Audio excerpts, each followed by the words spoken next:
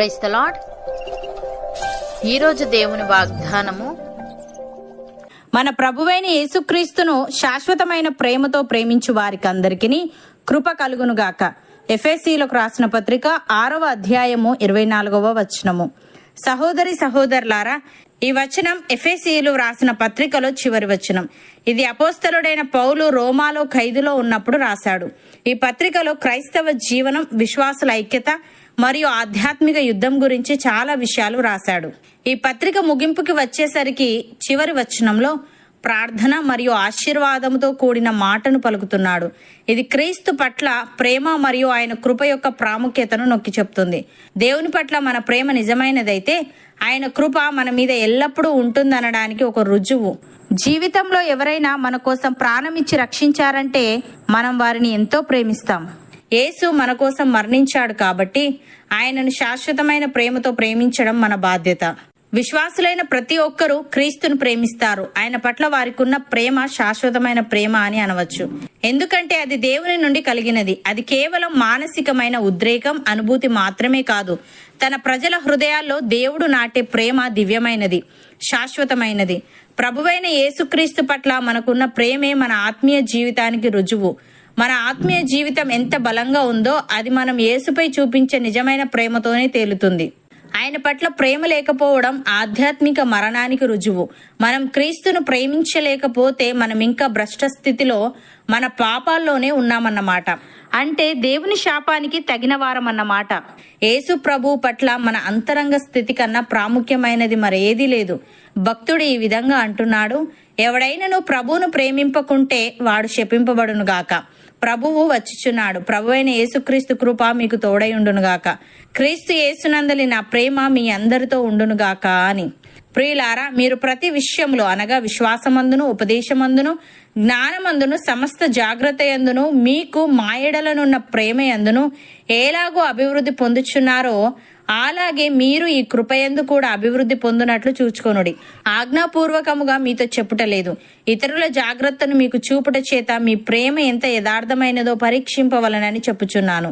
మీరు మన ప్రభువైన యేసుక్రీస్తు కృపను ఎరుగుదురు గదా.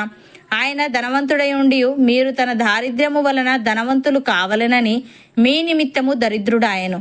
అపోస్తలుడైన పౌలు ఎఫెసీయులకు రాస్తూ ఈ విధంగా అంటున్నాడు, ప్రియులారా, మీరెల్లప్పుడూ విధేయులై ఉన్న ప్రకారము నా ఎదుట ఉన్నప్పుడు మాత్రమే గాక మరి ఎక్కువగా నేను మీతో లేని ఈ కాలమందును భయముతోనూ వణుకుతోనూ మీ సొంత రక్షణను కొనసాగించుకొనుడి. ఎందుకనగా మీరు ఇచ్చయించుటకును కార్యసిద్ధి కలుగజేసుకొనుటకును తన దయా సంకల్పము నెరవేరుటకై మీలో కార్యసిద్ధి కలుగజేయువాడు దేవుడే. మీరు మూర్ఖమైన వక్రజనము మధ్య నిరపరాధులను, నిష్కలంకులను, అనింద్యులునైన దేవుని కుమారులగునట్లు సనుగులను, సంశయములను మాని సమస్త కార్యములను చేయుడి. అటు జనము మధ్యను మీరు జీవవాక్యమును చేతపట్టుకొని లోకమందు జ్యోతుల వలె కనబడుచున్నారు. అందువలన నేను వ్యర్థముగా పరుగెత్తలేదనియు నేను పడిన కష్టము నిష్ప్రయోజనము కాలేదనియు క్రీస్తు దినమున నాకు అతిశయ కారణము కలుగును అని. సహోదరి సహోదరులారా, దినములు చెడ్డవి గనుక మీరు సమయమును పోనీయక సద్వినియోగము చేసుకొనుచు అజ్ఞానుల వలె కాక జ్ఞానుల వలె నడుచుకొనున్నట్లు జాగ్రత్తగా చూచుకొనుడి. ఇందు నిమిత్తము మీరు అవివేకులు కాక ప్రభు యొక్క చిత్తమేమిటో గ్రహించుకొనుడి. మరియు మద్యముతో మత్తులై ఉండకుడి, దానిలో దుర్వ్యాపారము కలదు. అయితే ఆత్మపూర్ణులై ఉండుడి. ఒకరికొకడు కీర్తనలతోనూ సంగీతములతోనూ ఆత్మ సంబంధమైన పాటలతోనూ హెచ్చరించుచు మీ హృదయములలో ప్రభువును గూర్చి పాడుచు కీర్తించుచు మన ప్రభువైన యేసుక్రీస్తు పేరిట సమస్తమును గూర్చి తండ్రి అయిన దేవునికి ఎల్లప్పుడూ కృతజ్ఞతాస్తుతులు చెల్లించుచు క్రీస్తునందలి భయముతో ఒకరినొకడు లోబడి ఉండుడి. అవును అన్నవారు నాతో పాటు ప్రార్థనలో ఏకీభవించండి. పరిశుద్ధుడా, ప్రేమగల తండ్రి, నీ పట్ల మా ప్రేమ నిజమైనదైతే నీ కృప మా మీద ఎల్లప్పుడూ ఉంటుందని, మా ఆత్మీయ జీవితం ఎంత బలంగా ఉందో అది మేము నీపై చూపించే ప్రేమతోనే తేలుతుందని నీవు తెలియజేశావు. తండ్రి, నీకు స్తుతులు.